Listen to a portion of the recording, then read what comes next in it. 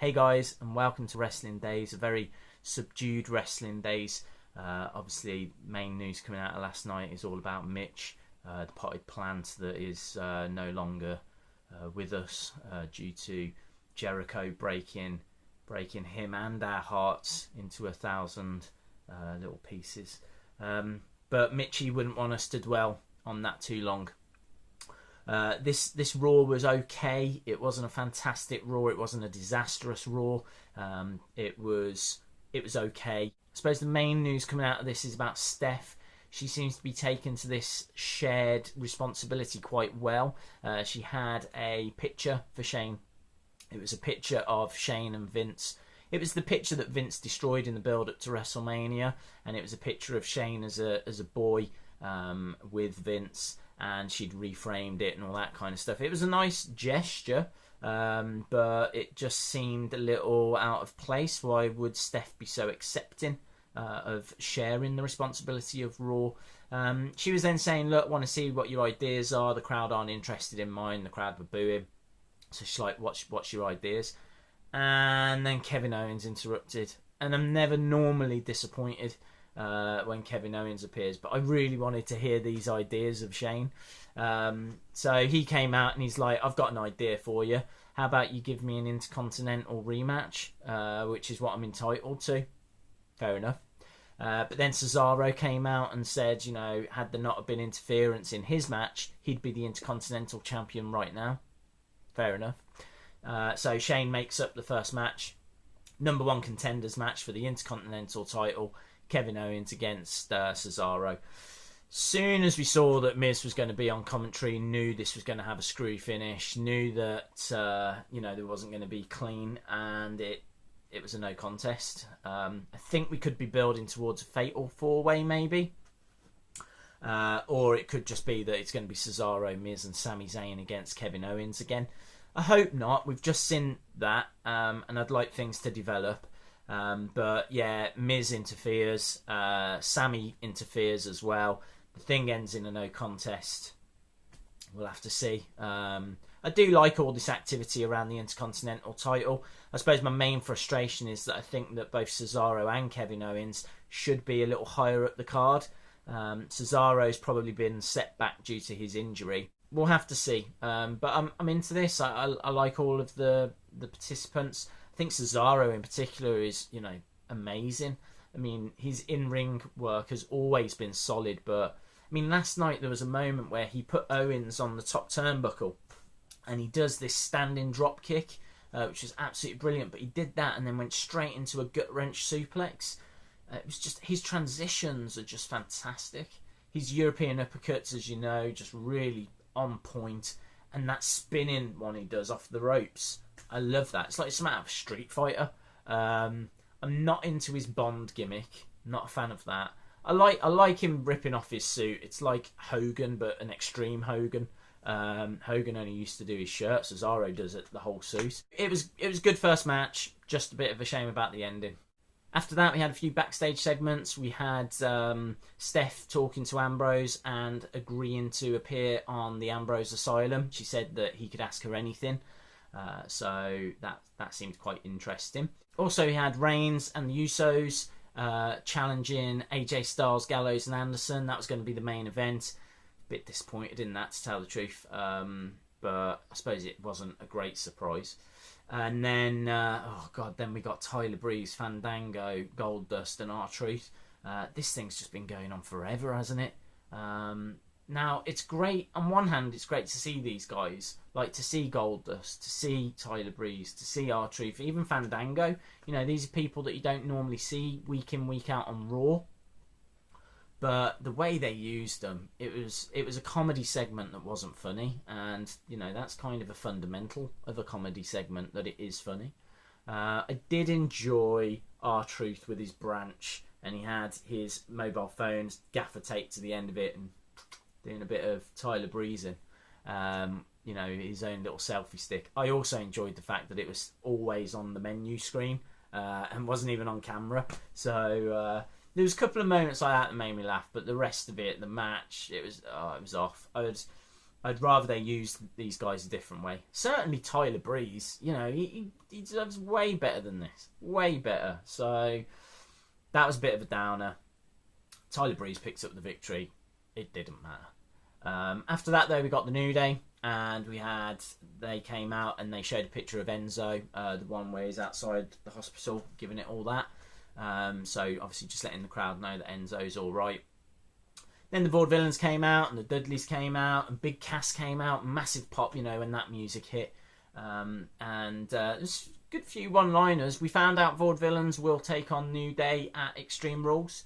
And as I said, there was a few good one-liners in there. Really enjoyed, I think it was Big Cass said the Vaudevillains were too busy playing with their moustaches to be number one contenders. They're like the Monopoly Man. I think they got called Carnies by the Dudley Boys. And Simon and Garfunkel at some point, which just didn't make any sense. But you got all of that happening. They turned around, they gave some back. They said that Enzo was the realest guy in the emergency room. They also said that a real man would have gotten back up. So they were playing around with this. I thought the promo side of this was really strong. The match after just seemed to go on forever. It was a really, really long match. Big Cass picked up the victory, pinned, I think it was Bubba. So Vaudevillains kept strong. New Day obviously kept strong. Big Cass picks up the victory, which is cool for him. And Dudley's, look, they're 9 times champions. They can take a pin or two. So didn't have a problem with this. It was just a bit of a long match, a bit forgettable. This whole part of Raw was a bit of a lull. Straight after, though, we got Emma against Becky Lynch, and so things picked up for me. It's great to see Emma. I was worried the crowd were going to do "We Want Sasha" chants. Emma deserves better than that.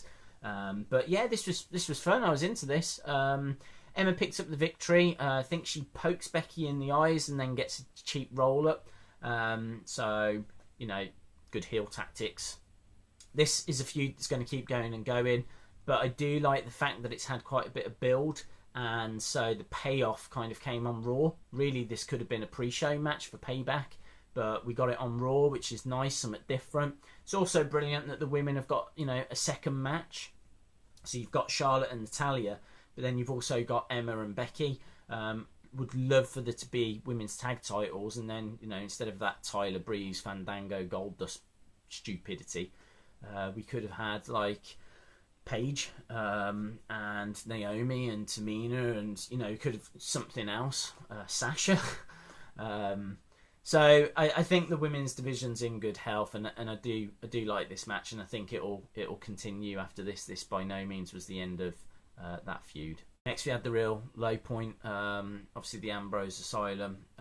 Steph was taking exception to some of the questions she was being asked by Ambrose. Ambrose showing a picture of her getting speared by Reigns, and Steph came out with an interesting line. She said, "Yeah, look, I learnt a lesson. I had no place being in the ring. I'm learning quite a few lessons at the moment." Her character is just a little intriguing for me at the moment. Really want to see where this is going. Obviously, things will change when Triple H gets back on the scene, and I'm sure we're building up towards a Triple H Shane match. But I just like this at the moment. I'm into this storyline. Anyway, she took exception to the questions, and so she cancels the Ambrose Asylum. Jericho comes out, who had tweeted earlier that day he was finished with WWE. That was the end of his run. So I was a bit surprised to see him, but I think his character is brilliant. He is trolling the internet smarks at the moment. The smart marks, a term I absolutely hate, but he is proper targeting and trolling them. And I just think that he's doing some of his best work he has for a long, long time. So I'm glad he's still around. I'm not glad that he picked up Mitch, the potted plant, and then smashed him on the back of Ambrose. Because Mitch legitimately, even though he was a potted plant, was one of the most over performers on this roster. So hopefully we get Mitch too, like we saw with Francesca. But all joking aside, this feud is all right. I'm into it. It's going to continue onto Extreme Rules now, by the looks of things. I'm all right with it. Next, we had a battle royal to find the number one contender for the US title. news broke just before Raw that Ryback was in contract disputes. Obviously, there'd been rumblings he wasn't happy with how he was used at WrestleMania, being on a pre-show. And then they put him on the pre-show for Payback, which I can't imagine he was that impressed with. I really liked Ryback at Payback, actually. I missed it where he did, a bit of a Mickey take out of CM Punk. He did his, "It's clobbering time." So, hats off. If you're going to do something good and entertaining, I'll always give you the credit for it. So, well done, Ryback, for that. But, this was a fun battle royal to find out who was going to be the replacement going forward. And it came down to, you had the Ascension in there, League of Nations, Zack Ryder, Sin Cara, which I thought was an interesting option. But it came down to Rusev and Zack Ryder. Rusev wins. Think that's brilliant. Really want this to be a good feud over the summer. Rusev against Kalisto. Different styles. And I just think that there's a lot of stories that can be told. I would like to see Kalisto's wife get involved. She was at the Hall of Fame, you see, and she was wearing a mask as well, like Kalisto. I just think she could do something really fun with Lana, who re-emerged at the end of this. So it's good to see those two on screen together again. So, hopefully we're going back to that monster Rusev heel from a couple of years ago. He really lost his way after that defeat to John Cena at WrestleMania, but I'm into where they're going with all of this, and I think it could be fun. So, another match made for Extreme Rules. Next, we got Natalya Charlotte segment. This is my favourite feud at the moment. Absolutely love this. This, for me, could just keep running and running and running. Love Charlotte. Think she's doing some fantastic work. I think they're using Rick well, maybe a little too much. So it's great news that he's been banned from ringside for the Extreme Rules match. His face during that as well was a picture. But yeah, it came out anyway that the ref Robinson had used to be known as Little Nate, and was a fan of the Nature Boy. Was actually the official referee for the Four Horsemen, something which I'll be honest I didn't know about. They showed some WCW footage, and it's an era that I wasn't watching WCW, so even I was learning stuff last night. It was brilliant. I really enjoyed this segment. But yeah, so anyway, it came down to the fact Nature Boy as well. Ric Flair was taking off his jewellery. It looked like he was going to hit Natalya. I wasn't into that, but it was great that she puts him in the sharpshooter, and then she steals his Hall of Fame ring and steals his watch that Shawn Michaels had given him as a retirement present. And this feud is just going and going and building and building. It's really good, man. I was really into it. So yeah, this is set up a submission match at Extreme Rules. Ric Flair's banned from ringside. Bring it on. And that brought us to the main event. Wasn't into the main event. Thought it was an okay match. Styles with his forearm smashes. Getting tired of Reigns kicking out of that, though. That should be a finisher, really. The victory came. Styles got the pin on one of the Usos. But the main talking point is the end of this. Styles was being urged to hit Reigns with a steel chair by Gallows and Anderson. He doesn't do it. Kind of backfires because the Usos pick it up and use it instead. All these lines of, are they face, are they heel? It's all very blurred. Bottom line is, Reigns picks up Styles and absolutely hurls him into the announce table. This was good. This was entertaining. I wasn't into the match. I was into what happened afterwards. But yeah, watch this space. I'm very interested to see where they go with, who's going to turn heel, or is anyone going to turn heel. That's kind of what they're teasing. Really thought Rollins might make an appearance, or Orton, because we were in Orton's hometown. I thought someone was going to come out and help Roman because he was being held back by Anderson and Gallows. And when Styles was there with the chair, it just felt like the perfect time for I hear voices in my head. Or even Rollins, as I say. But yeah, look, watch this space. Let's see where we go from here. Cool. Don't forget, you can follow me on Twitter at Wrestling Days UK. If you haven't subscribed, it'd be brilliant if you did, so you don't miss out on any future Raw reviews or obviously what's to come. And I hope you enjoyed Raw. As I said, it wasn't brilliant, but it wasn't a disaster either. It was just a so-so episode this week. So yeah, hope you enjoyed Raw, and hopefully I'll see you again next time. Bye for now.